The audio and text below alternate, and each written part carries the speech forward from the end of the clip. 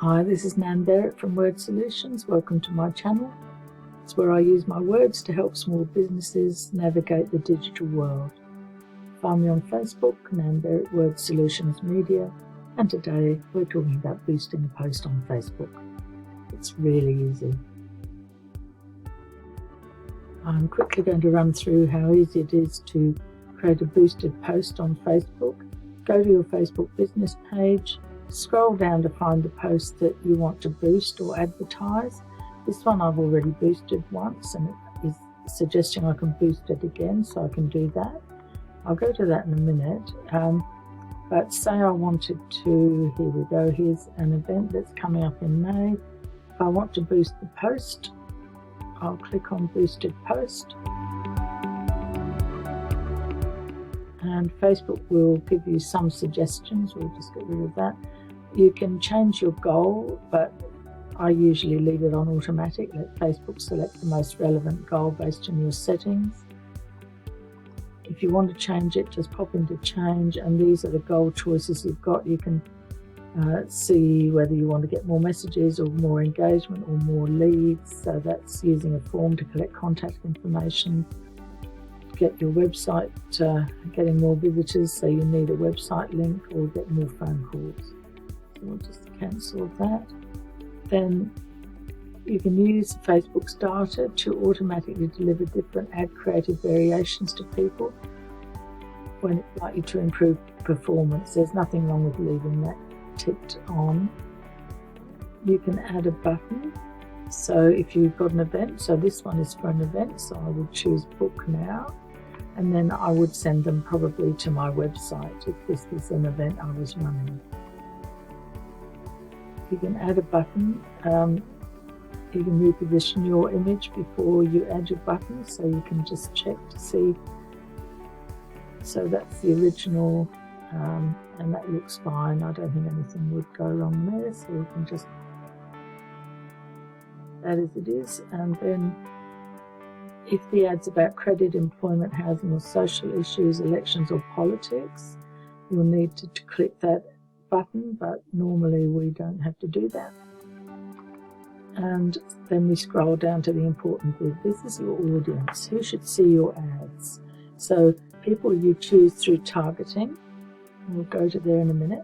People who like your page. Well, that's always a good one because they're the people who qualified to use your products or services, or people who like your page and people similar to them, which is better value than just people who like your page.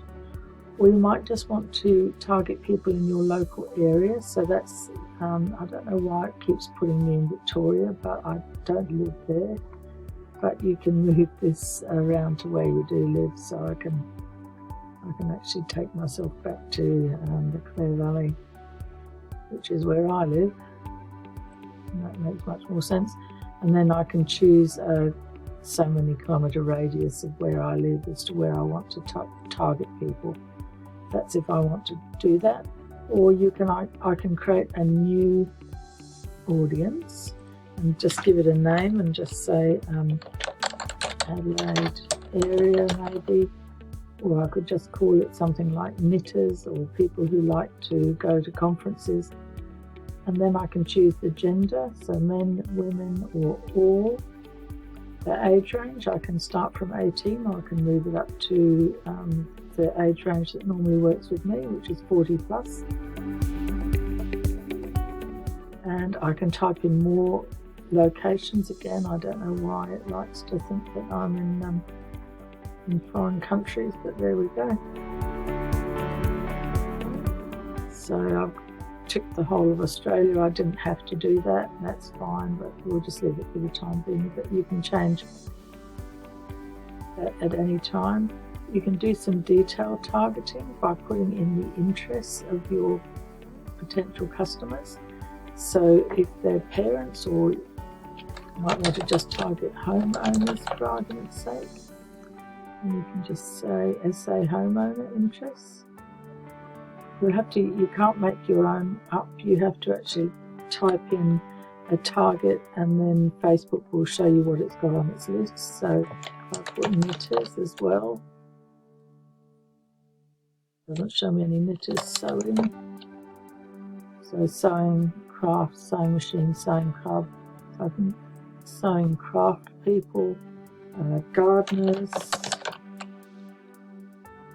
So people who've said they're gardeners. You can choose their education level, their universities or their field of study, their financial income. So you can choose their household incomes. That actually looks like it's only relevant for America. Life events, people, for instance, if you were perhaps trying to target people who were having wedding anniversaries, you could just click that as an interest. People with their upcoming birthdays might be worth ticking if it was something that would be good for a birthday gift. There's really no end to the amount of information you can put in here. The industries people work in, you can be very detailed. The employers, so if you just want to target people who work at McDonald's, for instance, although that seems to be liking to give me McDonald's Canada, but so I don't know if they do McDonald's Australia. No, it doesn't. How interesting. Might leave it there and see what happens. So you can target, you can do this really detailed targeting. You can look down at their behaviours. So whether they use mobiles or whether they're expats, from people who live abroad, and the whole list of the countries that they live in, their digital activities, whether they're gamers, whether they browse the internet, whether they're small business owners. I don't know what this consumer classification means because I don't have anything to do with this. Okay. So eventually that'll pop in Australia, people in Australia who prefer high value goods, etc. But at the moment, Australia is not listed there. Facebook is constantly updating everything that it offers, so it's quite extraordinary. I'll just cancel that though because I don't want that detailed targeting. I'll get rid of that. Here we go. Seem to. All right. So then when you slide down, once you've made your audience, you've targeted your audience and decided people you choose from targeting, and we've gone into there and selected them, men and women and all those other things that we just did,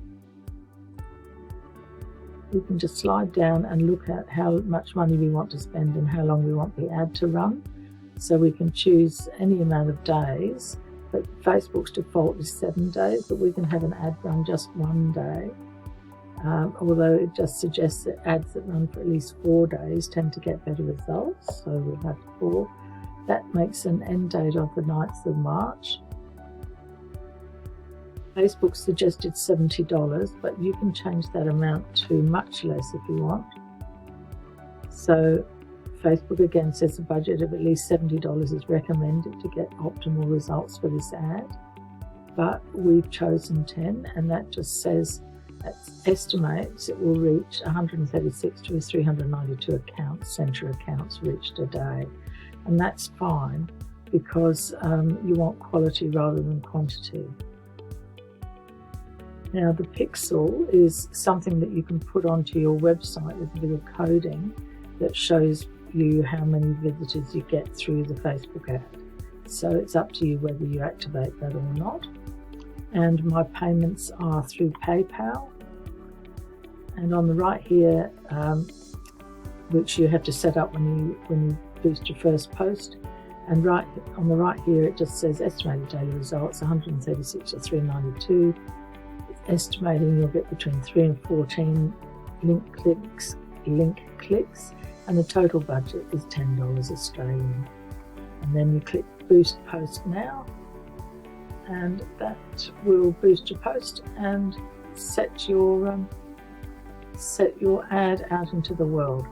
Once it's boosted, so what we'll do now is we'll just go back, and I know it won't save my changes because I don't want it to, but if I go back and we go to a post that I did boost, just scroll down here, see insights, And that will show me when I ran the ad, I got 3,600 impressions, which if I hover over the eye, it tells me the number of times the post was on screen. It reached 379 people, 87 people engaged with it, 369, the reach was 369, and then I can choose to boost it again. So that was boosted back on the 26th of February, and here are the results. These are how many people clicked my links. This is the age range of the people that had a look at that ad.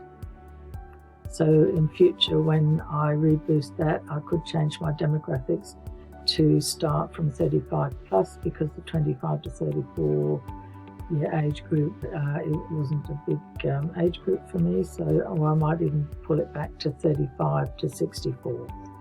And you can see the green is the men that looked at it, and the higher level is the blue, which are the women. So boosting a post is fairly easy. The cost per link click cost me $2.38 per link click. I think I boosted it for $50. Oh yeah, there was my budget, and I ran it over 7 days.